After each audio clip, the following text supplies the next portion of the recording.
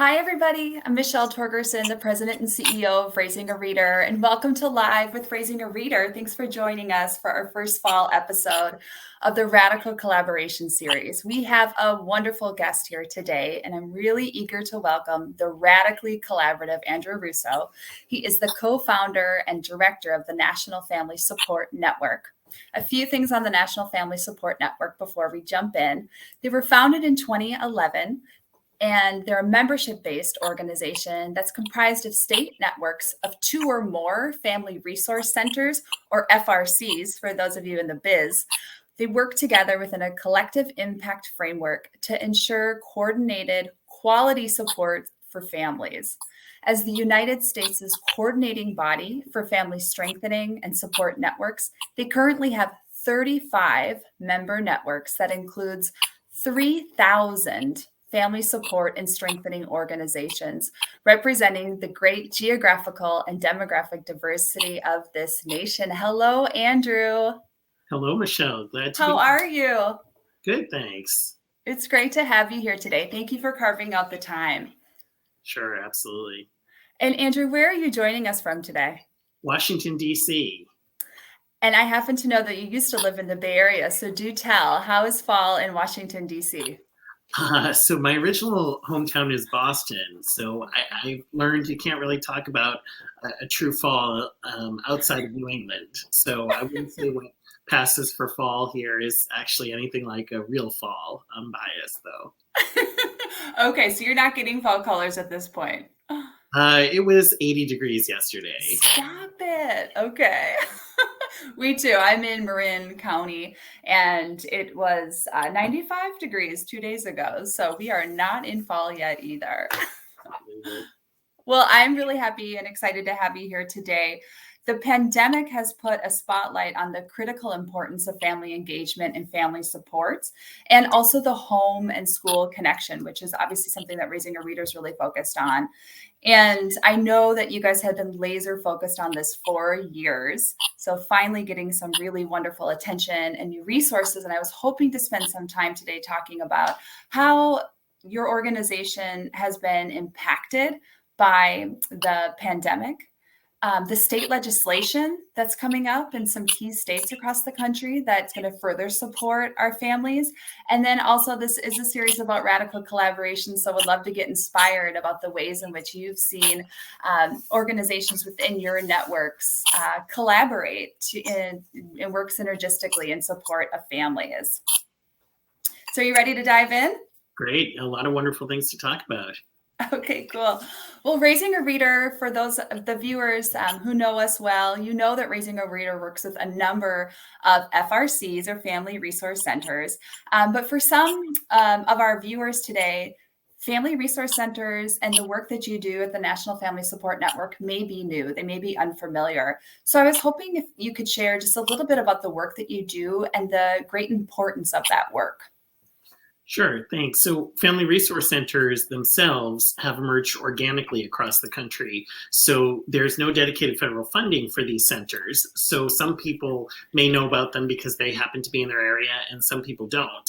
So we talk about them as America's best kept secret. And what FRCs are welcoming hubs of support and connections for families. And they work with families with a strengths-based, multi-generational, family-centered approach, and therefore all families. So not only for low-income families or highly challenged families, but welcoming of all families. So think about them as supportive hubs that can help families to succeed. That's great. And the Family Resource Centers within your networks, what age group are they focused on? So they will work across a range, the spectrum of family life and development. Most will skew towards working with families from the very earliest years of children's development, with the thinking that if we support families from the start when they're first becoming parents, then that will get them off to a good further journey. But they'll also work with families across the continuum with older children, teens, grandparents, others who are involved in the support and raising of children. That's awesome. And what kinds of support are our staff who work with families and families themselves receiving through the FRCs and through your networks. Could you describe that a little bit and where maybe our viewers have seen your work show up? Sure. Yeah. So family resource centers, it's important to understand we always talk about them as being of, by, and for the communities they serve. So really one of the hallmarks of FRCs is that they're listening to families and developing programming that is responsive to the particular opportunities, challenges, needs, concerns families have in a particular area. So we'll often say, if you've seen one FRC, you've seen one FRC. I love that. It's so highly responsive.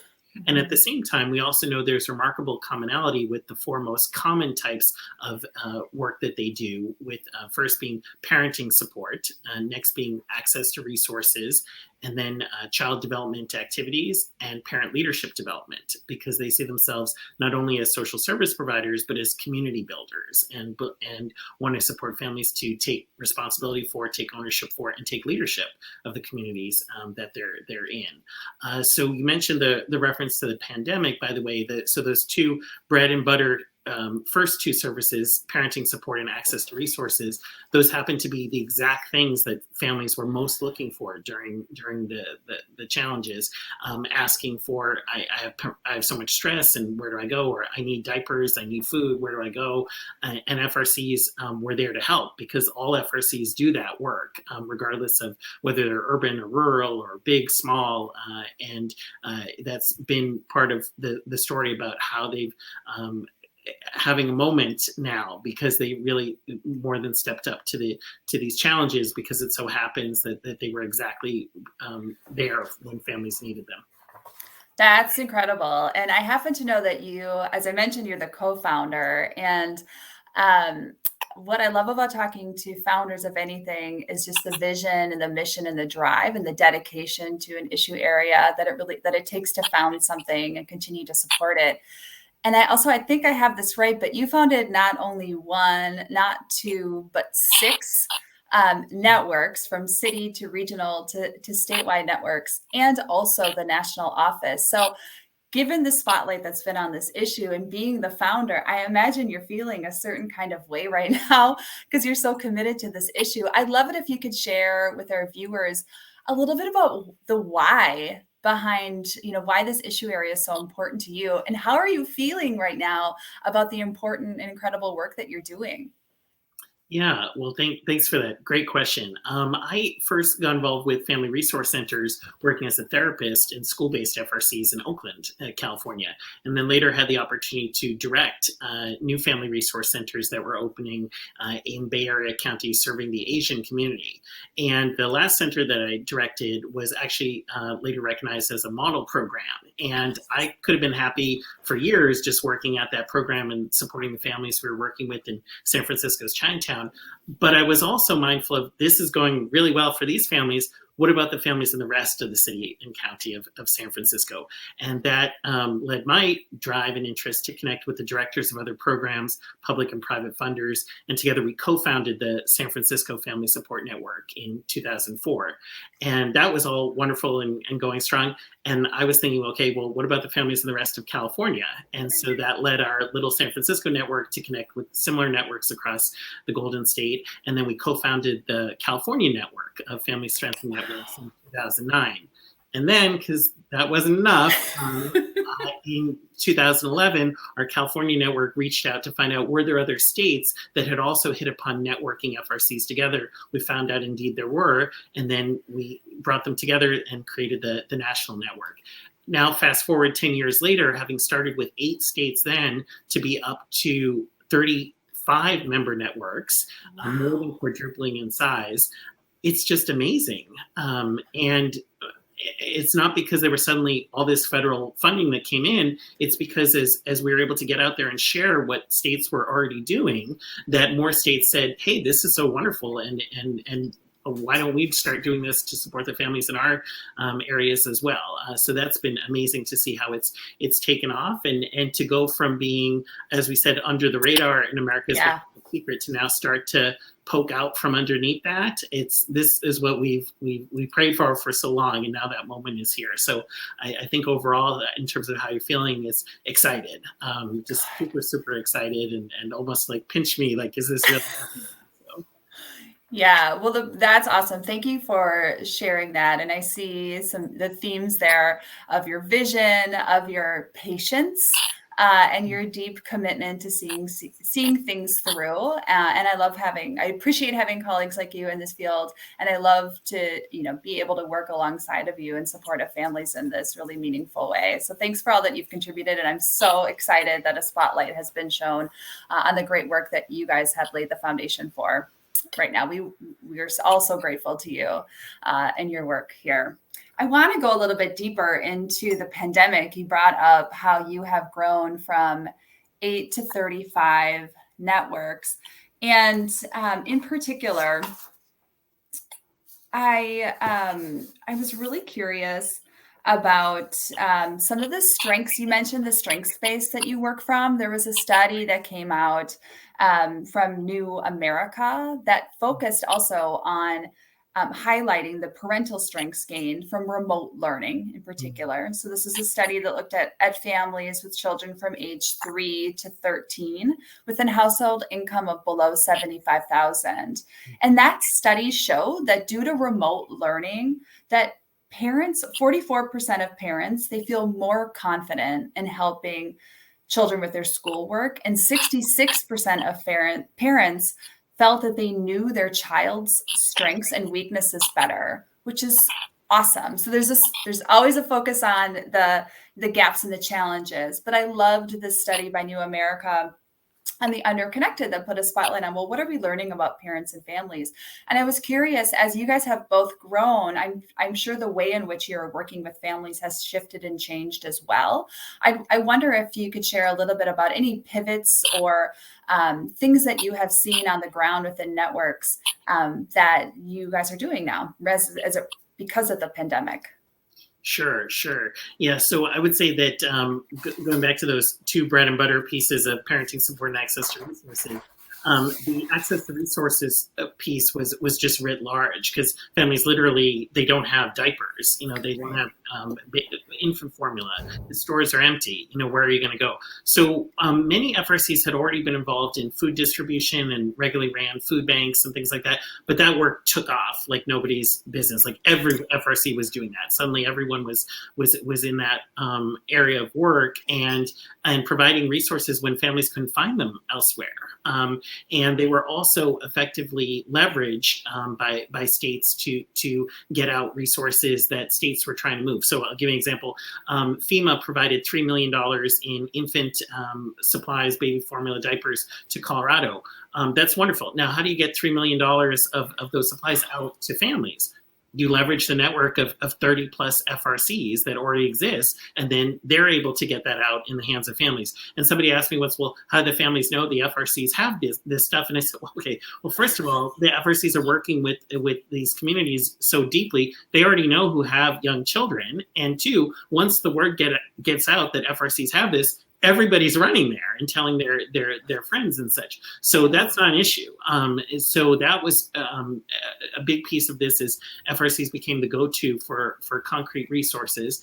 And then the piece in terms of parenting support, so many of the things FRCs were doing in person, like socialization groups, support groups, different things like that, story times, things, they quickly shifted to doing them in a virtual format, as I'm sure you've done with your work. Everybody had to do that. And some of those things worked better than others. And some of those created opportunities that were really interesting to see, where families that were more remotely located were now able to plug in more readily. And that's awesome. People could cross great distances in terms of, there's a wonderful program called Kids Turn, which originated out of California, which supports children whose families are going through divorce.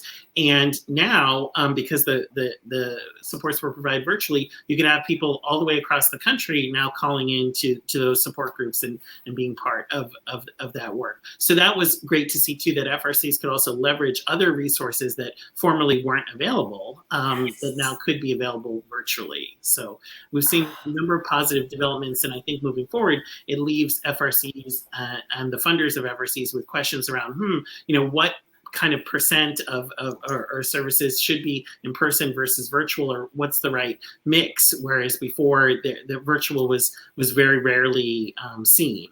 So I think it is a game changer for us. That's awesome. Yeah, and that hybrid, where does hybrid fit Exactly. in as well? Yeah, that we're all grappling with that right now, right? What the in-person, virtual, and hybrid, but the virtual seems to be working in a lot of cases.